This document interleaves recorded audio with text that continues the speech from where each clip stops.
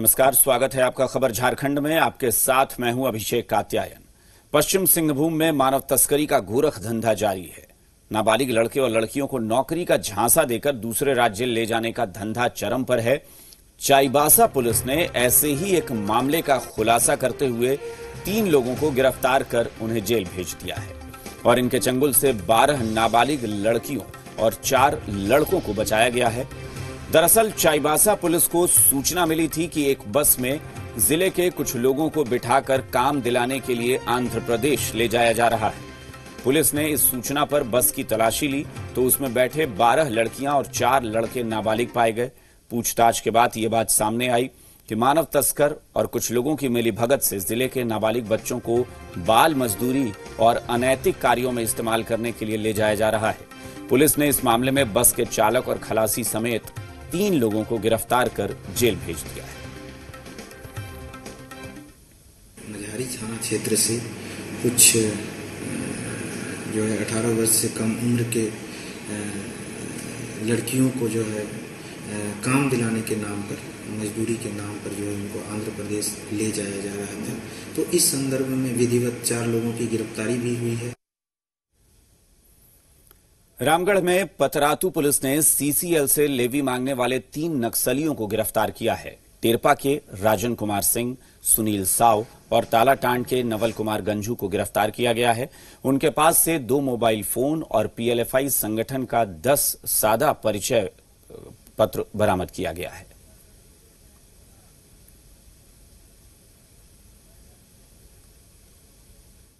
जो लोग नए जुड़े हैं और काम अभी शुरू ही कर रहे थे, जिसमें से 3 लोगों की गिरफ्तारी हो गई है और बाकी 5 लोग अभी फरार हैं। उनकी गिरफ्तारी का प्रयास किया जा रहा है। क्या कुछ बरामद हुआ? जो 3 लोग गिरफ्तार हुए हैं उनके पास से इनका मोबाइल, जो कर्मी के द्वारा मोबाइल लूटा गया था वो लूटा हुआ मोबाइल, और इनके पास से ब्लैंक पर्चा जो जिसपे पीएलएफआई का हेडिंग और चिपकाया हुआ है, और ब्लैंक पर्चा जिसपे ये लोग धमकी लिख करके पत्र भेजते थे, वो पर्चा काफी संख्या में बरामद हुआ है। हाल के दिनों में नशे के सौदागरों की गतिविधियां बढ़ चली हैं। खासकर अफीम से संबंधित नशे की तस्करी को लेकर तस्कर काफी सक्रिय हुए हैं और इधर पुलिस भी लगातार नशे के सौदागरों के खिलाफ अभियान चलाकर उन्हें दबोचने की कवायद में जुटी है। रांची के नगड़ी थाना क्षेत्र में 17 क्विंटल डोडे की बरामदगी हुई है। नशे का यह सामान खूंटी पुलिस के इनपुट पर रांची पुलिस के द्वारा बरामद किया गया। नगड़ी थाना क्षेत्र के दलदली इलाके स्थित एक मकान से डोडा की खेप बरामद की गई। ग्रामीण एसपी ने मामले की जानकारी देते हुए बताया कि इस नशे की खेप को दूसरे राज्यों में ले जाने की योजना थी, जिसे पुलिस ने समय रहते जब्त कर लिया है। पूरे मामले में 4 आरोपियों के खिलाफ मामला दर्ज किया गया है। ये चूंकि स्टॉक करके रखा गया था, इसका कहीं न कहीं अपने राज्य से बाहर, यूपी हो, राजस्थान हो या गुजरात और दूसरे स्टेट में लोग ऊंचे दामों में बेचने का काम, ये व्यापार करने का काम कर रहे हैं। इसके पूर्व में भी कई खेप बड़ा हम लोगों ने जब्त किया था और कई लोग पकड़े भी गए। उम्मीद है कि इसमें भी जो लोग भी जुड़े हुए उसकी गिरफ्तारी होगी। गिरिडीह में शिशु इकाई केंद्र में लापरवाही देखने को मिली है। यहां पर एक ही बेड पर 2 से 3 महिला मरीजों का इलाज होता है। बड़ी बात यह है कि प्रसूति महिला को ऑपरेशन के बाद नवजात बच्चे के साथ भी एक ही बेड दिया जाता है। आज एक ही बेड में 2 महिलाओं को नवजात के साथ रखकर नर्स गायब हो गई, जिसके बाद परिजनों ने जमकर बवाल काटा। पूरा मामला चैताडीह में स्थित मातृत्व शिशु इकाई केंद्र का है। क्या दिक्कत हो रहा है यहाँ पर आप लोग? दिक्कत है, एक बेड की कमी है।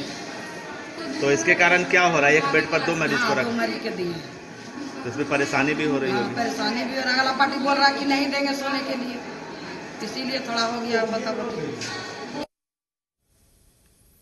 कोरोना जांच के लिए रांची से कोडरमा सदर अस्पताल भेजे गए एक कार्टन यानी 750 पीस एंटीजन किट संदेहास्पद स्थिति में गायब हो गई। रांची के आरसीएच मुख्यालय से कोडरमा सदर अस्पताल भेजी गई थी ये किट। एंटीजन किट के चोरी होने के बाद हड़कंप मच गया। स्वास्थ्य विभाग ने राज्य सरकार को पत्र लिखकर एंटीजन के गायब होने की जानकारी दी है। दरअसल राजधानी रांची के नामकुम स्थित आरसीएच मुख्यालय से 6 कार्टन एंटीजन किट कोडरमा सदर अस्पताल के लिए स्कॉर्पियो में लोड की गई थी और जब उसे सदर अस्पताल में स्वास्थ्य विभाग के सुपुर्द किया जाने लगा तो सिर्फ 5 कार्टन ही एंटीजन किट मिली। 1 कार्टन एंटीजन किट गायब है। पूरे मामले को लेकर एफआईआर दर्ज की गई है और स्कॉर्पियो चालक से पूछताछ की जा रही है। वो रात को नहीं आया, साथ में बोला कि हम सुबह लेके आएंगे। गाड़ी में उसको दे दिया गया, ले लिया अपना और इसके बाद 5 ही किट यहाँ उतार रहा है। तो काहे कोई रिसीव करेगा 5 किट? हाँ, पुलिस को भी कहा गया।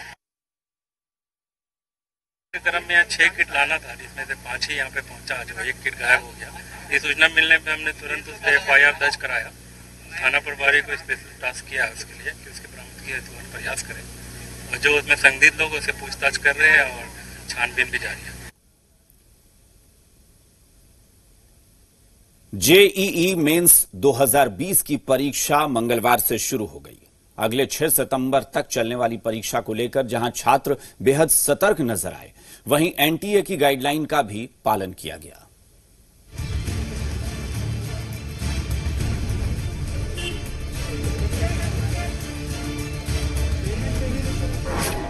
आईआईटी, एनआईटी जैसे प्रतिष्ठित शिक्षण संस्थानों में दाखिले के लिए झारखंड में भी परीक्षा केंद्रों पर छात्रों में संजीदगी दिखी। आज से जेईई मेंस 2 की परीक्षा शुरू हुई, जो 6 सितंबर तक चलेगी। झारखंड के 5 जिलों के 7 केंद्रों पर परीक्षा का आयोजन किया गया, जिसमें झारखंड के करीब 23,000 अभ्यर्थी शामिल हो रहे हैं। पहली पाली की परीक्षा सुबह 9 बजे से 12 बजे तक, जबकि दूसरी पाली की 2:30 बजे से शाम 5:30 बजे तक हुई। परीक्षा में एनटीए की तरफ से जारी गाइडलाइंस के मुताबिक परीक्षा ली गई। परीक्षा केंद्र के बाहर माइक अनाउंसमेंट के जरिए निर्देश दिए गए। साथ ही संक्रमण से बचाव के लिए सैनिटाइजर और थर्मल स्क्रीनिंग की व्यवस्था की गई और सोशल डिस्टेंसिंग के पालन के साथ पहले दिन का एग्जाम संपन्न हुआ।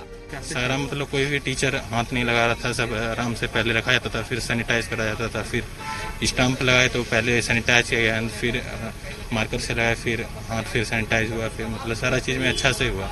बरियातू जोड़तला बरियातू से आया, एग्ज़ाम अच्छा था और हर एक 5 मिनट का सैनिटाइज करते थे और paper was easy and maths was little bit tough. Bokaro में जेईई मेंस के लिए 2 सेंटर बनाए गए हैं। यहां प्रशासन ने सेंटर के आसपास धारा 144 लागू की है और जो बच्चे अभी जिस कंप्यूटर पर बैठ करके एग्जाम दे के आ रहे हैं वो कंप्यूटर अभी सैनिटाइज होगा और उसके बगल वाला जो कंप्यूटर है जो अभी यूज नहीं हो रहा था उस पे होगा। इधर धनबाद में भी जेईई मेंस की परीक्षा के लिए 2 केंद्र बनाए गए हैं, जहां सोशल डिस्टेंसिंग और एहतियात के साथ अभ्यर्थी परीक्षा में शामिल हुए। एक और परीक्षा जारी है, वहीं सियासी दल सियासत का एक भी मौका नहीं छोड़ रहे हैं। तो 23 लाख अभ्यर्थियों का एकेडमिक कैरियर 3 साल बर्बाद हो जाता है और उनका भविष्य दांव में लग जाता है। इसलिए एनटीए ने जो निर्णय लिया है वो स्वागत योग्य है। भारतीय जनता पार्टी की सरकार ने यह फैसला व्यापक हित में लिया है, छात्रों के भविष्य को लेकर किया है कि उनका जीरो एकेडमिक ईयर न हो और आने वाले समय में उनके राष्ट्र निर्माण के प्रति और उनका जो भविष्य निर्माण है वो कहीं से भी बाधित न हो। और हम लोग इस चुनौती को स्वीकार करते हुए परीक्षार्थियों को जितना भी अधिक से अधिक सुविधा हम प्रदान कर सके, निश्चित तौर पर वही काम करेंगे। परीक्षा पर राज्य के विभिन्न राजनीतिक दलों की छात्र इकाई द्वारा भी खूब बयानबाजी हो रही है।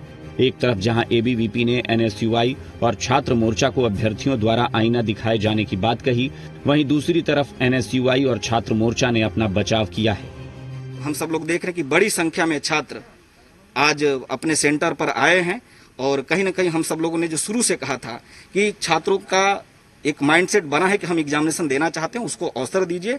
और आईना दिखाने का इन्होंने जो बात कहा, ये सोशल मीडिया पे झारखंड के जो छात्र हैं जो कि एग्जाम में आज मजबूरी में हिस्सा लिए हैं, वो सामने अपने स्थिति को प्रकट किए थे। एक डर का भी माहौल बना हुआ है, डर के ही वो लोग आ रहे हैं लेकिन एग्जाम देने आए हैं।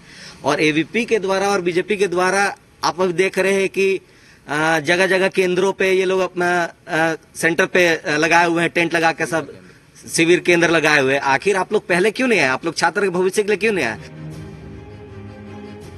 तमाम सियासी बयानबाजी के बीच परीक्षा जारी है और सियासत पर छात्रों का करियर भारी है। सौरभ शुक्ला के साथ कामरान जलीली, जी मीडिया, रांची। झारखंड में तकरीबन 5 महीने बाद दोगुने किराए के साथ परिवहन सेवा शुरू हो गई। हालांकि न तो बस में ज्यादा यात्री सफर कर रहे हैं, न ही स्टैंड में पहले जैसी भीड़ है। फिर भी बस मालिकों को धीरे धीरे सब कुछ सामान्य हो जाने की उम्मीद है। चल पड़े थमे हुए पहिए, शुरू हुआ बसों का परिचालन। कोरोना काल में मंगल यात्रा। प्रदेश की सड़कों पर तकरीबन 5 महीने के लंबे अंतराल के बाद एक बार फिर यात्री बसों का परिचालन किया गया। सरकारी गाइडलाइन और दोगुने किराए के साथ शुरू हुई इस मंगल यात्रा का मंगलवार को पहला दिन था। राज्य के अंदर शुरू हुई इस सेवा से उन तमाम लोगों की जिंदगी पटरी पर लौटती नजर आ रही है जो यात्री बस के व्यवसाय से जुड़े हैं। अनलॉक में दी गई छूट के बाद एक लंबे वक्त के बाद अब सड़कों पर बसें नजर आ रही हैं। हालांकि तमाम गाइडलाइंस का पालन करते हुए बसें जो है अपने गंतव्य स्थान पर जा रही हैं। हम कुछ तस्वीरें दिखाना चाहेंगे। ये जो बस है वो चाईबासा जा रही है और साफ तौर पर मास्क का और हैंड ग्लव्स का इस्तेमाल किया गया है और जो सह चालक हैं उन्होंने भी इस चीज का इस्तेमाल किया है। और बस में जितने भी लोग बैठे हैं, जिस तरीके से गाइडलाइंस जारी हुआ है कि एक सीट में सिर्फ एक ही व्यक्ति बैठ सकेगा, उन्हें भी तमाम जो गाइडलाइंस है उनका पालन करना होगा। राजधानी रांची के खादगढ़ा बस स्टैंड पर महीनों बाद चहलकदमी दिखी। हालांकि पहले दिन यात्रियों की संख्या बेहद कम रही, लेकिन बस मालिक और जनता को उम्मीद है कि आहिस्ता आहिस्ता बस रफ्तार पकड़ती नजर आएगी। अब सवारी लोग को हम लोग हर तरह का सुविधा दे रहे हैं और सोशल डिस्टेंस का एक 2x2 है तो एक सवारी हम लोग जैसे कि एक सवारी ले जा रहे हैं, एक सवारी हम लोग खाली ले जा रहे हैं। पैसेंजर अभी आज पहला दिन है इसलिए पैसेंजर नहीं आ रहे हैं, लेकिन यह है कि अब धीरे धीरे सब जैसे जैसे जानते जाएंगे सब आते जाएंगे। उधर डाल्टनगंज बस स्टैंड से भी बसें दौड़ने लगी हैं, लेकिन तकरीबन सभी बसें खाली थीं। बसों का किराया दुगुना होने की वजह से भी बसों में यात्रियों की संख्या कम है, जिससे बस मालिकों को नुकसान होने का डर सता रहा है। हम लोग को एक तो 5-6 महीना गाड़ी बंद रही, ऊपर अभी उठाने में सबको फाइन दे देकर टैक्स देकर तब गाड़ियां चलाना पड़ रही है। तो इस ढंग से तो हम लोग माने जीने लायक भी नहीं है, मरने लायक भी नहीं है। ना हम बस चला कर खुश थे और न बस बंद कर खुश है। मेन राज्य सरकार से शिकायत है कि केंद्र सरकार जो है ना, जो है माने समझे कोविड-19 में जो मार्च से लागू हुआ है उसमें जो माने कागज फेल हो रहा है, चाहे वो ड्राइवर का लाइसेंस हो, कंडक्टर का लाइसेंस हो, चाहे मेरा फिटनेस हो चाहिए हो, उसकी वैलिडिटी बढ़ा दिया दिसंबर तक। राज्य में बसों के परिचालन के साथ ही उन लोगों की इच्छा भी पूरी होती दिख रही है जो महीनों से अपने रिश्तेदार या फिर राज्य के किसी और जगह पर फंसे थे। ऐसे यात्री परिचालन शुरू करने के सरकार के फैसले से खुश हैं। पॉजिटिव दिख रहा है कि थोड़ा थोड़ा खुल रहा है, धीरे धीरे सब कुछ पटरी में आ रहा है। अभी तो टाइम लगेगा कुछ भी पटरी में आने के लिए, इसलिए कि जो भी बैलेंस था आदमी के पास वो तो सारा चीज आदमी खा पी के खत्म कर दिया। कम से कम बहुत लोग जिंदा रह गया, यही बहुत बड़ा बात है। फिलहाल राज्य के अंदर ही बस सेवा शुरू की गई है, लेकिन वो लोग भी बस स्टैंड पहुंच रहे हैं जिन्हें राज्य से बाहर जाना है। लेकिन अंतर्राज्यीय बसें नहीं खुलने की वजह से झारखंड से बाहर जाने वाले लोगों को निराशा हो रही है।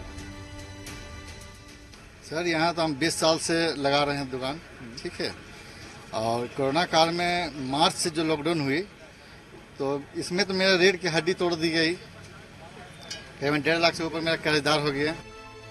भले ही यात्री कम है, लेकिन एक बार पहिया चलने के बाद बस मालिक और परिवहन से जुड़े लोगों को उम्मीद है कि धीरे धीरे ही सही जिंदगी पटरी पर लौट आएगी।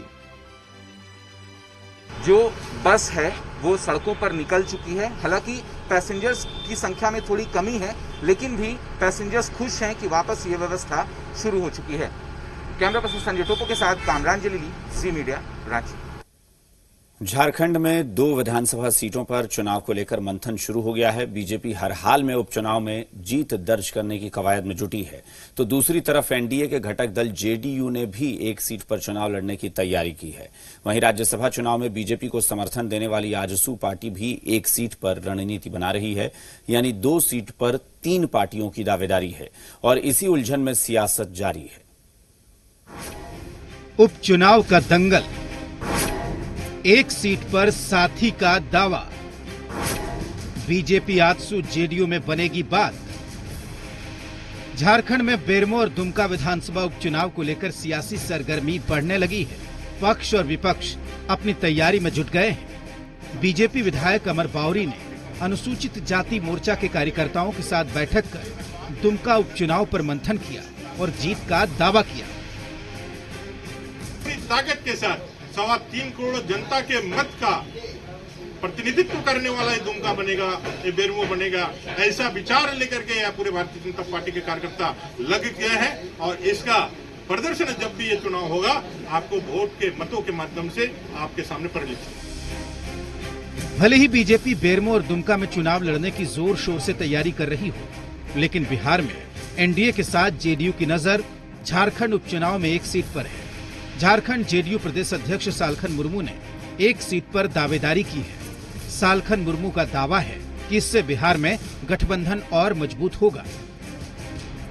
बिहार में भाजपा और जदयू माननीय नीतीश कुमार जी के नेतृत्व में आगामी विधानसभा चुनाव लड़ेगी और जीतेगी। हम झारखंड में भी जदयू के तरफ से भाजपा के साथ मिलकर दुमका और बेरमो उपचुनाव लड़ना चाहते हैं। जेडीयू बिहार चुनाव के बहाने झारखंड में एक सीट पर दावेदारी चाहती है।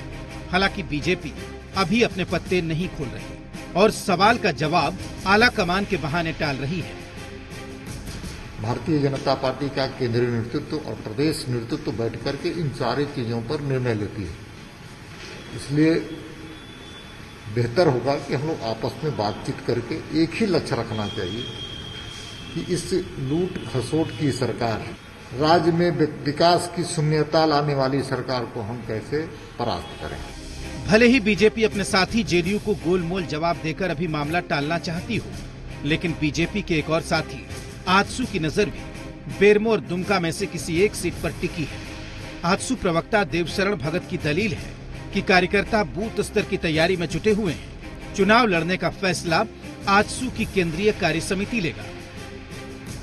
निश्चित तौर पर पार्टी इन दोनों जगहों पर अपने कार्यकर्ताओं और नेताओं को बूथ स्तर से संगठन की तैयारी करने का निर्देश दिया है। अभी हाल ही में राज्यसभा चुनाव के दौरान आजसू ने बीजेपी को समर्थन दिया था। अब आजसू की बारी है, यानी बीजेपी को अपने 2 साथियों जेडीयू और आजसू से सीट शेयरिंग पर एक मत बनाना होगा। हालांकि झारखंड सरकार के मंत्री मिथिलेश ठाकुर का दावा है कि जेडीयू बिहार के मुख्यमंत्री नीतीश कुमार के इशारे पर सीट की डिमांड कर रही है, ताकि बिहार विधानसभा चुनाव से पहले बीजेपी से पीछा छूटे। ये गठबंधन जो था ये मजबूरी का गठबंधन था और है, लेकिन मुझे लगता है कि इस विधानसभा चुनाव तक ये गठबंधन बरकरार नहीं रह पाएगा।